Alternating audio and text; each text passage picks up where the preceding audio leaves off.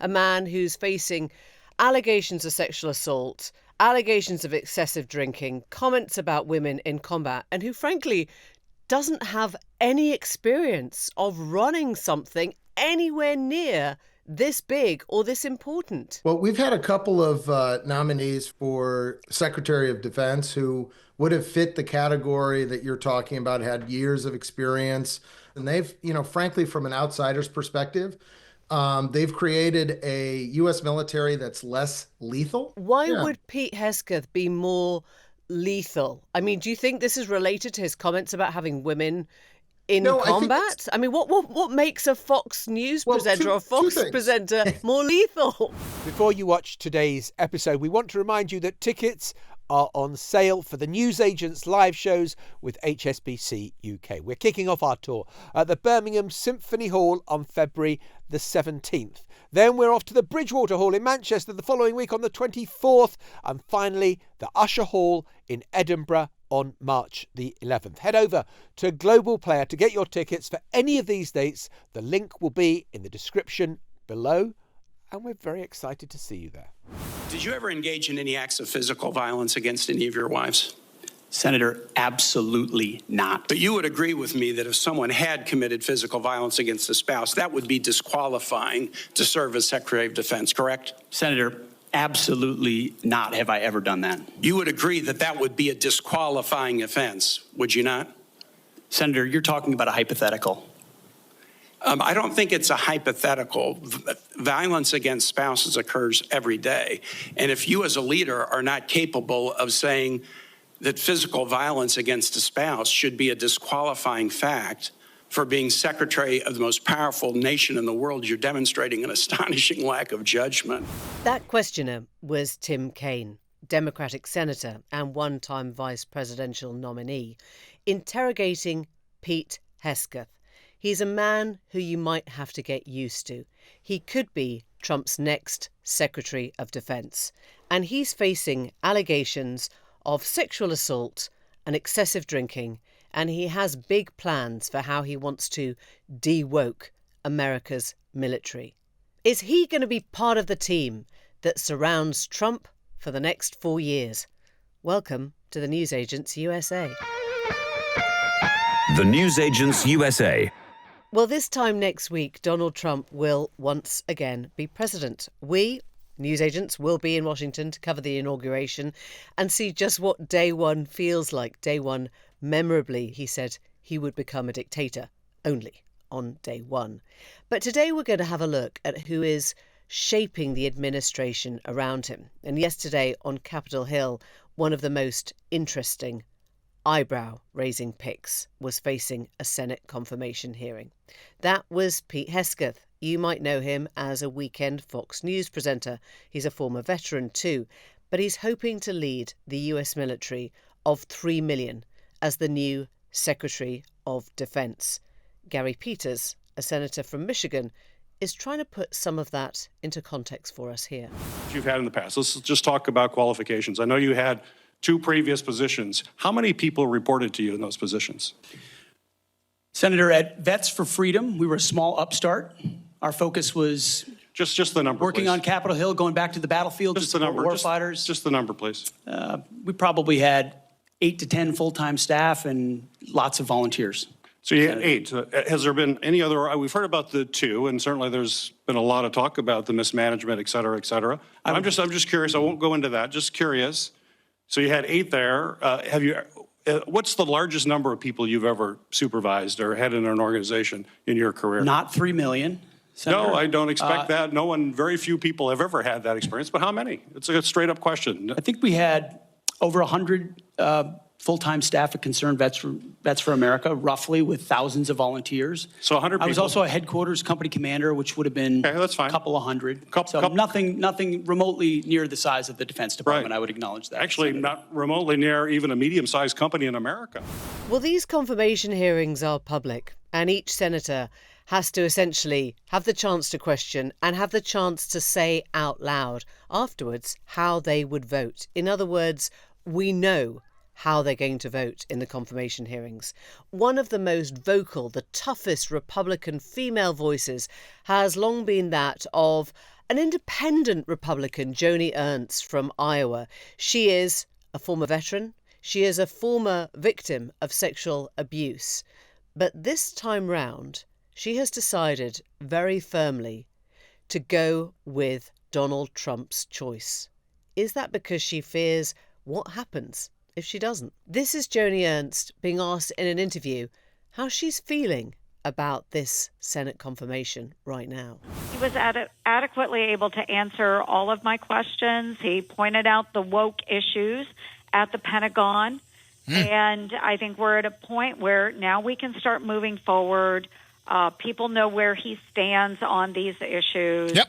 So I felt it was a good hearing. I thought it was a good hearing for him. Does he have your vote? I am breaking news, Simon. I figured you would ask this. So, yes, I will be supporting President Trump's pick for Secretary of Defense, Pete Hegseth. Pete Hegseth has essentially remodeled himself, cast himself as a change agent. He's somebody who says he's going to overhaul the armed forces. He's going to de-woke the military, whatever that means. And he's also been questioning the role that women will play in America's military. He's been asked why he's so reluctant to see women in combat roles by Kristen Gillibrand. She's a Democratic senator too. Everything you said in your statement, you don't want politics in the DOD. Everything you've said in these public statements is politics. I don't want women. I don't want moms. What's wrong with a mom, by the way? Once you have babies, you therefore are no longer able to be lethal. I mean, you're basically saying women, after they have children, can't ever serve in the military in a combat role. It's a silly thing to say. It's a silly thing to say, beneath the position that you are aspiring to. Well, Senator, I appreciate your comments. And I would point out, I have never disparaged women serving in the military. I respect every single female service member that has put on the uniform, past and present.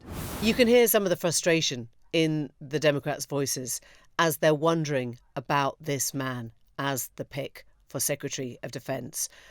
But the sense from the Hegseth team is he's sailing through this, calmly defiant. Well, we're going to speak now to somebody who knows the Republican Party inside out, who has indeed worked alongside Trump in the White House during the last administration. And that's Michael Dubke. Michael, great to have you on the Newsagents USA. I'm guessing that you were riveted by the confirmation hearing yesterday of Pete Hegseth for Defense Secretary. Did you feel encouraged by what you heard? Well, I think riveted is a strong word. I was watching for a couple of tells, and it was whether or not the Democrats were going to move as a unified body in opposition, and that proved to be true. They absolutely showed that they had organized their line of questioning. They were very succinct in their attacks, and so that was one thing. Generally, these nomination hearings aren't as straightforward as that. You generally have a few members of the other party that are supportive of a nominee, whether they're from their home state or they have known them in a past life. But this was a very unified opposition, number one. And then the second thing I was watching for was Senator Joni Ernst of Iowa. You know, in the United States, we've got this advise and consent from the Senate. The president can appoint, but then the Senate advises and consents. And this is a U.S. senator. She's a former Army colonel. She has experience with the military, and unfortunately, she also has experience with sexual harassment in the military. And the question is whether or not she was going to be, for Hegseth. She's a Republican, or if she was going to be a holdout vote. And if she was, then we'd have a kind of breakdown of the system. But her questions were very pointed. It was obvious she had had personal meetings with Hegseth and had already kind of asked him these questions about setting up a sexual harassment tribunal, etc. And when she calmly went through her questions, it was very clear that this nomination is going to be headed to a full Senate vote. It's so interesting that you say calmly, because others listening to that would say zombie, that she's basically been bought. She was, as you say, a victim of sexual assault herself. Hegseth has been facing these historical allegations of sexual assault. She declined, we understand, to meet with the victims involved in those allegations.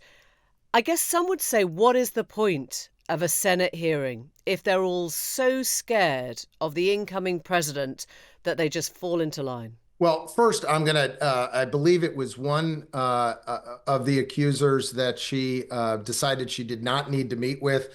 And that was mainly because, again, as I understand it, the police had investigated the accusation and decided not to press charges against Hegseth. And this was from several years ago. First of all, you could still meet the victim, couldn't you? You could still meet them. You could. But second of all, and I think more importantly to the tenor of your question, I mean, as I said earlier, she was a colonel in the United States military. I do not think she is a shrinking violet, nor wilts to pressure. I know there had been a couple months ago when Hegseth was named, there was all this strum and drang about alt-right conservatives are going to come after anybody that votes against Trump's nominees, and they spent a ridiculously small sum of money in Iowa, saying, Joni, do the right thing. Know the senator well enough to know that that is not a form of intimidation. She must have gotten the answers that she wanted in her private meetings with Hegseth to allow her to have the type of hearing yesterday that she had. And later in the day, she said she's going to vote for his nomination. Mike, do you really believe if this wasn't an anonymous process that you would get Republicans signing up to vote into power in this extraordinarily powerful, huge job? A man who's facing allegations of sexual assault, allegations of excessive drinking, comments about women in combat, and who, frankly, doesn't have any experience of running something anywhere near this big or this important. Well, we've had a couple of nominees for Secretary of Defense who would have fit the category that you're talking about, had years of experience, understand the intricacies of the military and all of this. And they've, frankly, from an outsider's perspective, they've created a U.S. military that's less lethal and have created a procurement process that isn't in tune with the 21st century. I mean, some of the big challenges that we've got that we're seeing in Ukraine are basically a warfare that is on a different stage than we fought over the last 50, 60 years of the Cold War. Just talk me through that. Why would Pete Hegseth be more lethal? I mean, do you think this is related to his comments about having women in combat? I mean, what makes a Fox News presenter or a Fox presenter more lethal? Well, what makes him more lethal is what he did before Fox.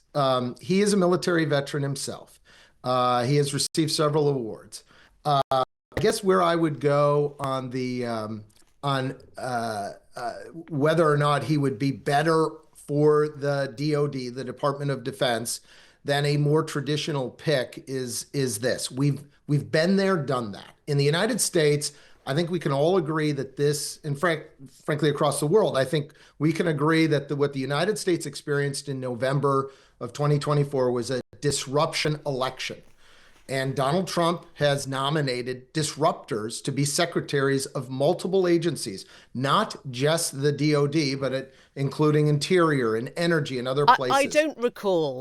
I don't recall, Mike, any Americans saying our military is just rubbish. Our military is second rate. Do you really think that the people that were voting for Trump didn't like the way the U.S. military worked? Really? Yeah, there was during the campaign, there was a lot of discussion, not just on the presidential level, but for Senate races and House races that happened concurrently during our presidential election in even years. There was a lot of conversation about the quote unquote wokeness of the military. What does that even mean? It means that you had... That means the lower... Well, It means that you had you had gay people, or you had transgender people, or you had non-white people, or you had women. I mean, that's what it sounds like to us. Not necessarily. No. What it means is that you're lowering the requirements for individuals to acquire certain ranks in certain divisions of the military. So what that does mean, and what we saw in the hearing yesterday, was there was a talk of equality. And by equality, what they were talking about is if there's an individual, there's set standards, and if there's an individual, male, female, whatever, that meet those standards, then they have the opportunity to advance in that particular But Mike, line. I guess the question I'm asking is whether you can see the irony that you are appointing somebody who seems to have no reason to be there. And I guess from the outside world, and obviously it's really helpful to hear this from the American perspective, we're just looking at this thinking, is that the best you've got? You've got a weekend TV presenter. I have nothing against weekend TV presenters. You know, I've been there myself. But is that the best you can do? You know, you can disrupt or you can not follow traditional, but you couldn't find anyone else in the whole of America without sexual assault allegations, excessive drinking allegations. This was the only guy that's left. I guess I'm approaching this question from a different perspective, which is we are is this the best person one could find? I don't know. Yeah. Is this a different way of looking and organizing from the top down? And don't forget, I mean, the Secretary of Defense is one person, but he also has a plethora of individuals underneath him, some appointed by the civilian authorities, by the White House, others that have come up through the ranks of the military that are operationalizing what do you think they're thinking then? The military. And they're wondering why this guy's their boss? I don't think that they will, especially given the fact that he is former military and has served in a combat role. Look, this may not work. It may not. And I'm going to concede your point. They could have found somebody who was, you know, right down the lane, was a ideal candidate from what we've had in the past. And I think part of the message that was sent was twofold here. One of which is disruption, which I've talked about. The other of which is, you know, this is also Donald Trump 2.0. It's the second version of Donald Trump. He learned a lot in the first administration that he ran. And I think he's also pressing to see how much disruption this city, Washington, D.C., this country, the United States, and frankly, the world is going to be able to accept as we go forward. And it's outside the norm, but Donald Trump is outside the norm. So I actually question why we think that he would be nominating, you know, the same old, given the fact that that's not how he ran for the White House. Michael Dubke, this was really interesting and great fun, and you have to come back. Well, thank you very much. It was, I love the grilling. It was great. And you know what? I would not give up on, you know, a weekend anchor being able to run the Ministry of Defense in the... I'm going for it. You should. I'm throwing my name into the ring. You really should. Great to speak to you. Thank you. Thank you so much. In a moment, we'll be back speaking to a lifelong friend of Joe Biden for a candid assessment of just how the last 4 years have gone for the president. Now, this evening in America, Joe Biden is going to make one of his final speeches as president. It is going to be an emotional moment, certainly on a personal level, but it's also a very political moment because he will start to lay out his own legacy in his own words. And this is a flavour of some of those moments, both good and bad, from the last 4 years. We did it, Joe. You're going to be the next president of the United States. Vice President Biden, Vice President. And I'm humbled by the trust and confidence you've placed in me. I pledge to be a president who seeks not to divide, but unify. The days of the United States rolling over are over. America is back. Give me a break, man. With your leadership, I signed the Inflation Reduction Act into law, and one of the most significant laws I think has ever been enacted. Russia will not prevail in this war. Ukraine will prevail in this war. Ladies and gentlemen, President Putin. President Putin. You're going to beat President Putin. President Zelensky. America is a nation that can be defined in a single word. I was going to foot. We hold these truths to be self-evident. All men and women created by you know the thing. I got hairy legs that turn blonde in the sun.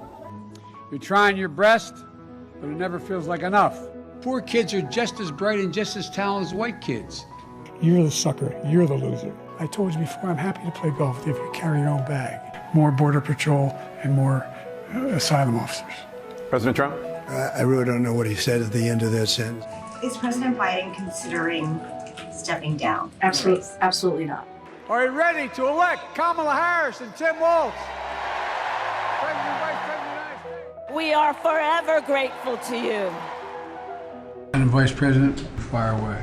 No pun intended. Indeed. Thank you, Mr. President. Well, joining us now is a lifelong friend of Joe Biden, Bob Weiner, columnist, a Democratic strategist. And I guess this is rather a bittersweet day for you, Bob, because we're going to be hearing later from Joe Biden as he makes his last speech as president. This is the big one. It is with some sadness, Emily, because I was at his house when he first announced for Senate.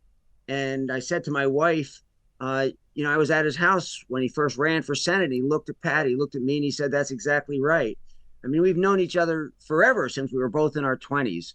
And he's been such a candid, honest, dedicated public servant for those 52 years since then, 53 years since then. And we've talked a lot along the way, including a recent congressional baseball game when he was in the park and they had me sitting in the front row right behind him, and he turned around and looked at me, and we made faces at each other during the whole game. So it was and Bob, if I asked it's been a good relationship. Yeah, if I asked you how he thought he had done during these last 4 years, what would he candidly tell you? Well, he's going to tell the country tonight. One thing you get from Joe is his candor, whether he's right or wrong. He's convinced that he would have won. I don't agree with that. And he didn't realize that when he said he would be a bridge to the next generation, that he should have stuck to that promise. I would say in his recent statements, he's shown that he said in his rationalizations that he could have beaten Trump. And I don't think he sees that part of the thing, which will also be his legacy, that he did not step down. But what he accomplished was fantastic. I think it was even better than the accolades that have been given to Jimmy Carter. He stopped a recession, and he was never given credit for that. All the economists said there was going to be one post-COVID, and Biden injected trillions of dollars into the economy, and it worked. The Inflation Reduction Act, which actually was more an infrastructure kind of a bill. What he did was he put projects together that will be lasting for a lifetime, and Republicans are taking credit as they open the projects now. They opened the roads and bridges and tunnels. Why do you think that he never managed to convince the electorate that he had done all that he feels he did for them? Because Democrats don't realize that negative campaigning works. For example, in the Harris campaign at the end, she was doing love and kisses, and Trump was dissing people and spewing hate and having a rally at Madison Square Garden. And the complaints worked. The high point for Biden and the low point for Trump was during the January 6th committee hearings when Trump lost 10 points in public opinion. And I talked to Pelosi about that, and I said, you've got to go big and bold. And she said, that's right. We want the truth, the truth, the truth. But they stopped conveying the truth after the January 6th hearings. They let the Republicans claim that it was all lawfare and a witch hunt and all the things which, Jack Smith's recent indictment came and showed that there was perfect legitimacy in the charges. But the Democrats stopped pointing to that. Bullet points on what Trump had done would have been effective, a very effective campaign. Really? Ads. Bullet points? Bullet points on all the things that Trump had done. And it would have reminded the American people, when you have the people, the evidence and the documents and all of that, that would have been a way to go.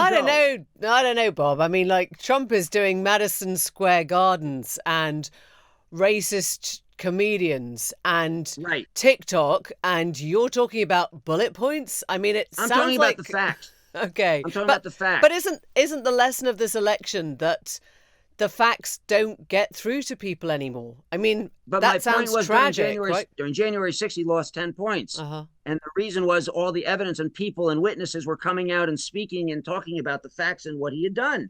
He lost 10 points. He was going to get creamed at that point. And the Democrats never followed up properly with that strategy. It wasn't a strategy. It was getting the truth. So what do they do? Do you think the Democrats have now changed as a result of this loss? Do you think we're going to see something much more lethal? Well, it didn't work in yesterday's Hegseth hearing, that's for sure. I thought that the Reid opening statement was a killer, and he just waltzed through it. And the Wall Street Journal says that the Senate's going to give him a pass on all of that stuff that he's done.